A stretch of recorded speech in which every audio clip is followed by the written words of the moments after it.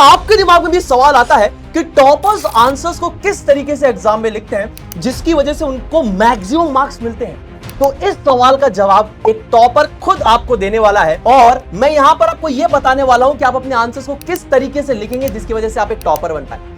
तो 4 टिप्स मैं आपको दूंगा और साथ ही साथ मैं आपको एक बोनस टिप दूंगा, तो वीडियो को आखिरी तक जरूर देखना। अब ये 4 टिप्स क्या है सुनील भैया? तो सबसे पहली टिप है फ्लो ऑफ आंसर्स।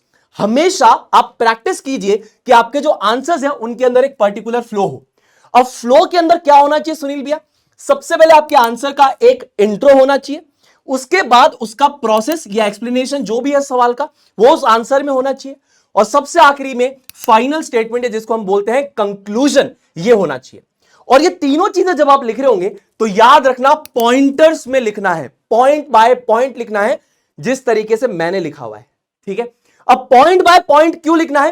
क्योंकि कोई भी बोर्ड एग्जामिनेशन हो वहां पर हमेशा स्टेप वाइज मार्किंग होती है, तो ये आपको ज्यादा से ज्यादा नंबर दिलाएगा। ठीक है, अब मैं आपको इसके कुछ सैंपल्स दिखाता हूं। जैसे for example science and maths की हम बात करते हैं, तो why is water called a universal solvent, ये सवाल है। अब देखिए इसके 3 पार्ट क्या है। सबसे पहले इंट्रो, दूसरा प्रोसेस या एक्सप्लेनेशन, और तीसरा है फाइनल स्टेटमेंट यानी कंक्लूजन। एग्जाम में आपको ये लिखना नहीं है, ये आपकी अंडरस्टैंडिंग के लिए मैंने आपको बताया है कि आपका आंसर का पहला पार्ट ये होना चाहिए, दूसरा पार्ट ये, और तीसरा पार्ट आपका ये होना चाहिए।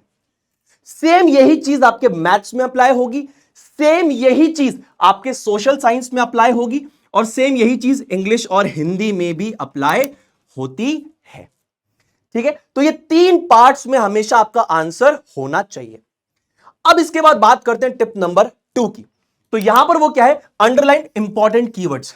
देखिए आपको भी पता है कि हर आंसर के अंदर कुछ इंपॉर्टेंट कीवर्ड्स होते हैं या इंपॉर्टेंट कंसेप्ट्स होते हैं, तो आप एग्जामिनर का काम आसान जितना ज्यादा बनाएंगे उतने ज्यादा नंबर आप पाएंगे। ठीक है, तो जितने भी इंपॉर्टेंट कीवर्ड्स हैं उनको अंडरलाइन कर दो ताकि एग्जामिनर का सीधा नजर उस पर जाए कि हां भाई इंपॉर्टेंट कीवर्ड्स लिखे हुए हैं, सीधा फुल मार्क्स। ठीक है, उनका काम जितना आप आसान बनाओगे उतने ही ज्यादा नंबर आप पाओगे। एग्जाम्पल देता हूं, HCl creates an acidic medium आपने डाल दिया, ठीक है, which helps the enzyme pepsin to digest proteins।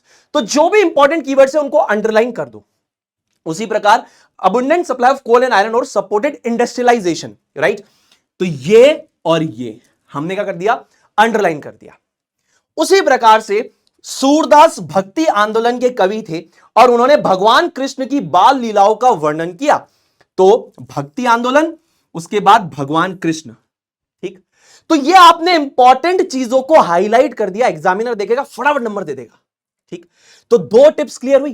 Tip number 3, length according to the marks. कहानियां लिखने मत बैठ जाना वहां पे कि आप लोग प्रेम कथाएं लिख रहे हो, लंबे लंबे पैराग्राफ लिख रहे हो, बिल्कुल ऐसा मत करना।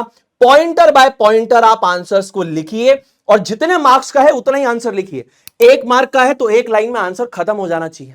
उसके बाद 2 से 3 नंबर का है तो 3 से 4 बुलेट पॉइंट्स में आंसर खत्म हो जाना चाहिए। ये आपके पेपर में वर्ड लिमिट भी दे रखी होती है, उसको फॉलो करना।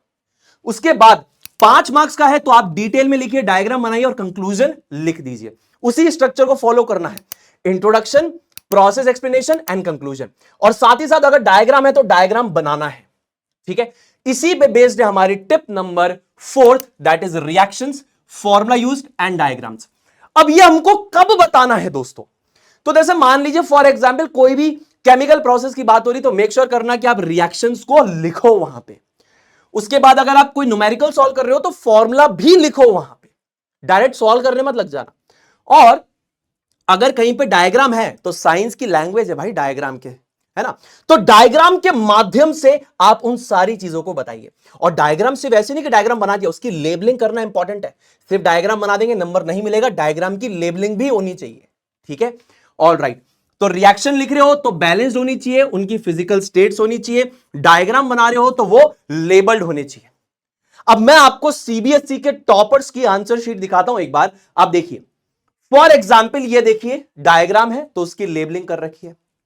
केमिकल रिएक्शन लिख रहे हैं तो ये देखिए फिजिकल स्टेट्स लिखी हुई है और इक्वेशन भी क्या है? बैलेंस्ड है। न्यूमेरिकल सॉल्व कर रहे हैं तो फॉर्मूला को मेंशन कर रहे हैं और ये सीबीएसई ने ऑफिशियली डाला हुआ है, आप जाके चेक कर सकते हैं।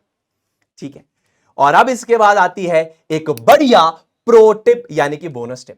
बोनस टिप क्या है सुनील भैया?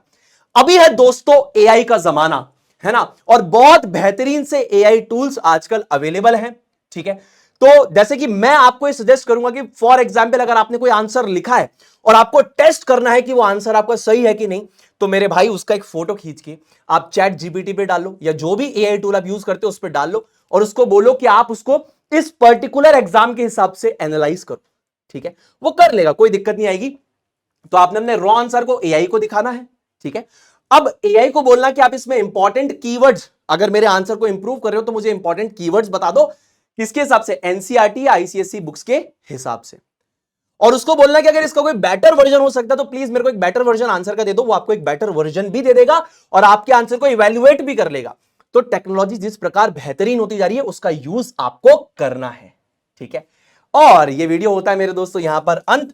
कमेंट सेक्शन में जरूर बताइएगा कि इसमें से कौन सा पॉइंटर आपको लगता है आपके लिए सबसे ज्यादा काम करेगा।